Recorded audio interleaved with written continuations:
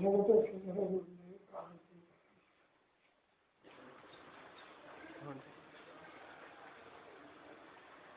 ಈ ಊರಿನಲ್ಲಿ ಬಹುಕಾಲದಿಂದ ಜಾತ್ರಾ ಕಾರ್ಯ ನಡೀತಾ ಇದೆ.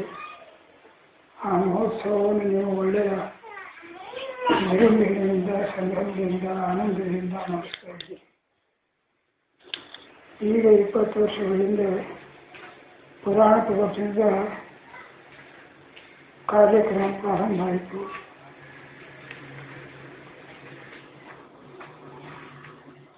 ಈ ವರ್ಷ ನೀವು ಪೂರ್ವಕಾಲದಿಂದ ಪುರಾಣ ಕೇಳ್ಕೋತಾ ಬಂದಿದ್ದೀರಿ. ನಮ್ಮ ದೇಶದಲ್ಲಿ ಎಂತಹ ಮಹಾಪುರುಷರಾಗಿ ಹೋಗ್ಯಾರ ಅಂತಕ್ಕಂಥ ವಿಚಾರ ನೀವು ಮಹಾಭಾರತ, ರಾಮಾಯಣ ಮತ್ತು ಶ್ರೀಶರ್ಮರ ಪುರಾಣಗಳಿಂದ ತಿಳ್ಕೊಂಡಿದ್ದೀರಿ. ಈಗ 20 ವರ್ಷದಿಂದ ನೀವು ಮಹಾವೈರಾಗ್ಯಶಾಲಿ ಶಿವಶರಣಿ ಮಹಾದೇವಿ ಅಕ್ಕನವರ ಪುರಾಣವನ್ನು ನೀವು ಕೇಳಿರಿ, ಸಂತೋಷಪಟ್ಟಿರಿ. ಆಕೆ ಎಂಥ ಒಳ್ಳೆಯ ಮೂರ್ತಿ ಇದ್ದು ಅನ್ನೋದನ್ನು ನೀವು ಅರ್ಥಕೊಂಡಿದ್ದೀರಿ. ಆಕೆಯ ಆಚಾರ ವಿಚಾರಗಳು ನಿಮಗೂ ಆದರ್ಶಕಾರಿಯಾಗ್ಯವ. ಅದೇ ಕಾಲಕ್ಕೆ ಇನ್ನೊಬ್ಬ ಮಹಾಪುರುಷ ಪುರಾಣದಲ್ಲೇ ತಿಳಿತಾನೆ. ಆತನನ್ನು ಅಲ್ಮಕಡು ಅಂತ ತಿಳ್ಕೊಂಡು ಪುರಾಣಿಕರು ಸೃಷ್ಟಿಸಿದ್ದಾರೆ. ಇಲ್ಲಿ ಮಠದಲ್ಲಿ ಅನ್ನಪ್ರಭುವಿನ ಚಿತ್ರವನ್ನು ಗೋಡೆ ಮೇಲೆ ಬರೆದಿದ್ದಾರೆ. ಆ ಅಲ್ಮಕಡು ಕೂಡ ಎಂಥ ವೈರಾಗ್ಯಶೀಲ ಅಂತಕ್ಕಂಥ ಅದು ವಿಚಾರ ಬಹಳ ಅದ್ಭುತವಾಗಿದ್ದು. ಅವನ ವಯಸ್ಸು ಒಂದು 25-30 ಇದ್ದಾಗ ಅವನು ತನ್ನ ಪ್ರೀತಿಯ ಪತ್ನಿಯನ್ನು ಕಳ್ಕೊತಾನೆ. ಅವನಿಗೆ ವೈರಾಗ್ಯ ಬರ್ತದೆ. ಅವನು ಕೂಡ ಏನಕ್ಕೆ ಇಡೀ ಕರ್ನಾಟಕದಲ್ಲೆಲ್ಲ ಏನಕ್ಕೆ ಸಂಚರಿಸಿ ಕಲ್ಯಾಣಕ್ಕೆ ಹೋಗಿ ಶಿವಶರಣರ ಏನಕ್ಕೆ ಗೋಷ್ಠಿಯಲ್ಲಿ ಶಿವಶರಣರ ಏನಕ್ಕೆ ಅನುಭವ ಮಂಟಪದಲ್ಲಿ ಉಳಿದು ಎಲ್ಲ ಶಿವಶರಣರಿಗೂ ಏನಕ್ಕೆ ತನ್ನ ಜ್ಞಾನವನ್ನು ಏನಕ್ಕೆ ಬೋಧಿಸ್ತಾನೆ. ಅದೇ ಕಾಲಕ್ಕೆ ಮಹಾದೇವಿಯ ಮನೆಗೂ ಅಲ್ಲಿ ಬಂದು ಆ ಶಿವಶರಣರ ಏನಕ್ಕೆ ಇನ್ನೊಂದು ವಿಷಯ, ಆ ಕಾಲಕ್ಕೆ ಚರಿತ್ರೆಯಲ್ಲಿ ಹೇಗೆ ಬಂದಾಗ 33 ಮಂದಿ ಶಿವಶರಣೆಯರಿದ್ದರು ಅಂತ.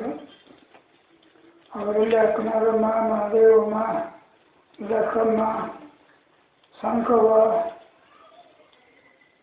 ಗಂಗಮ್ಮ, ಸಿದ್ದಮ್ಮ ಅಂತಕ್ಕಂಥ ಹೆಸರಿನವರು ಇನ್ನೂ ಅನೇಕ ಹೆಸರುಗಳಿವೆ, ನೆನಪಿ ಬರುವುದಿಲ್ಲ ನನಗೆ. ಅವರ ಏನೈತೆ ಒಂದು ಅಕ್ಕ ಮಹಾದೇವಿಯರ ಏನೈತೆ ಒಂದು ದರ್ಶನದಿಂದ ಅವರು ಮಹಾ ಸಂತೋಷಪಟ್ಟರು ಅಂತ ತಿಳ್ಕೊಂಡೈತೆ. ಮಾಸಾದಿತ್ಯ ಮಧುರ ಪುರಾಣಗಳಿಂದ ಮತ್ತು ರಾಘವಾಂಕರ ಮತ್ತು ಚಾಮರ ರಗಳೆ ಮತ್ತು ಪುರಾಣಗಳಿಂದ ಏನಂತೆ ತಿಳಿದು ಬರ್ತದೆ. ಆ ಅಲಂಕರು ಇಂತಹ ಮಹಾಪುರುಷ ಅನ್ನೋದನ್ನು ಏನಂತೆ ಮುಂದಿನ ಸಾರಿ ಆ ತಂದೆ ಪುರಾಣವನ್ನು ಹಚ್ಚಿದಂತೆ ನಾವು ಕೇಳಿ ಸಂತೋಷಪಡೋಣ.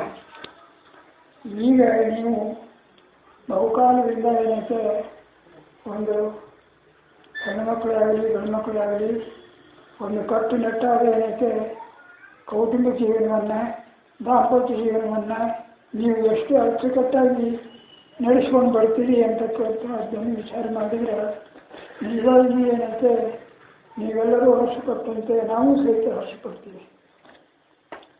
ನೀವು ಅಚ್ಚುಕಟ್ಟಾಗಿ ದಾಂಪತ್ಯ ಜೀವನ ನಡೆಸೋದಕ್ಕಾಗಿ ನಮಗೆ ತೊಂದರೆ ಕೊಡ್ತಕ್ಕಂತಹ ಒಂದೇನೈತೆ ಲೌಕಿಕ ವಿಷಯಗಳು ಯಾವುವು ಅಂತಂದ್ರೆ ಹೊನ್ನು ಹೆಣ್ಣು ಮಣ್ಣಿಗೆ ನೀವು ಬದು ಹಾಕಿಬಿಟ್ಟಿರಿ. ಅದು ಕೌಟುಂಬಿಕ ಜೀವನಕ್ಕೆ ಏನೈತೆ ನೋವು ತರಬಾರದು ಅಂತ.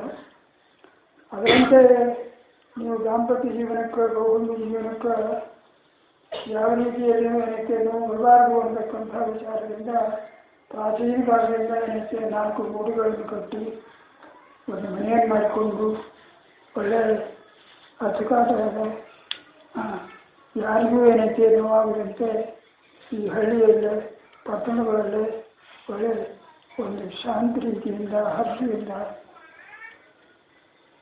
ಸಂಸಾರ ನಡೆಸ್ತಾ ಇದ್ದೀರಿ. ಇದನ್ನೆಲ್ಲ ಏನೈತೆ ಪ್ರಾಚೀನರಿಂದ ಏನೈತೆ ಇಟ್ಕೊಂಡು ಬಂದಿದ್ದೇವೆ. ನಮಗೇನೋ ಹಿಂದೆ ಏನೈತೆ ಋಷಿಮುನಿಗಳು ಏನೈತೆ ಆಶ್ರಮಗಳನ್ನು ಬೋಧಿಸಿದ್ರು. ಬ್ರಹ್ಮಚರ್ಯ ವ್ಯವಸ್ಥೆ ವಾನಪ್ರಸ್ಥ ಸನ್ಯಾಸ ಅಂತ. ಆದರೆ ಶಿವಶರಣರು ಅದನ್ನು ಬೋಧಿಸಲಿಲ್ಲ. ದಾಂಪತ್ಯ ಜೀವನದಲ್ಲಿ ಇದ್ದು ಯಾವ ರೀತಿಯಿಂದ ನಾವು ನಡಿಬೇಕು, ಯಾವ ರೀತಿಯಿಂದ ನಮ್ಮೇನೈತೆ ಒಂದು ಸಂಸಾರ ಇರಬೇಕು ಅಂತಕ್ಕಂಥ ವಿಚಾರವನ್ನು ಅವರಿಗೆ ನಾನು ತಿಳುವಳಿಕೆಗೆ ತಂದುಕೊಟ್ಟು ಲಕ್ರಮ ಅಂತಕ್ಕಂಥ ಇದು ಒಂದೇನೈತೆ ಕಥೆಯನ್ನು ಇವತ್ತು ನೋಡಿದ್ವಿ. ಗಂಡ ಏನೈತೆ ದಿವಸ ಏನೈತೆ ಕೂಲಿ ಮಾಡಿ ಏನೈತೆ ಅಕ್ಕಿ ತಗೊಂಡ್ಬರ್ತಿದ್ದಂತ ಒಂದು ದಿವಸ ಹೆಚ್ಚಂದಂತ. ಇದು ಹೆಚ್ಚಿನ ಅಕ್ಕಿಯನ್ನು ಹೋಗೈತೆ ಅನುಭವ ಮಾಡಿ ಪಟ್ಟಿನ ಹಾಕ್ತೇವೆ ಅಂತ ಹೇಳ್ಬೇಕಂತ. ಇಲ್ಲಿಂದಂತೂ ನಾಳೆಗಂತೂ ಚಿಂತಿಸಬೇಕು. ತಂದಿಷ್ಟು ವರ್ಷದೊಂದು ಬಡತನವೇ ಅಂತಕ್ಕಂಥ ಒಂದೇನೈತೆ ತಿಳುವಳಿಕೆಯನ್ನ ಆ ಕಾಲದ ಹೆಣ್ಣುಮಕ್ಕಳು ಮೈಗೂಡಿಸ್ಕೊಂಡು ಬಿಟ್ಟಿದ್ರು. ಎಂತಹ ಏನೈತೆ ಆದರ್ಶ ಪ್ರಾಯವಾಗಿರ್ತಕ್ಕಂಥ ಜೀವನವನ್ನು ಆಚರಣೆಗಳನ್ನು ನಮಗೆಲ್ಲರಿಗೂ ಏನೈತೆ ಅವರು ತಿಳುವಳಿಕೆ ಹೇಳಿರ್ತಕ್ಕಂಥ ವಿಚಾರವಿಲ್ಲ. ಪುರಾಣಗಳಲ್ಲೇನೈತೆ ನಾವು ತಿಳಿದು ಅದನ್ನು ಮೈಗೂಡಿಸ್ಕೊಂಡು ಬದುಕ್ತಾ ಇದ್ದೇವೆ. ಇದೊಂದು ಸಾರ್ಥಕ ಜೀವನ.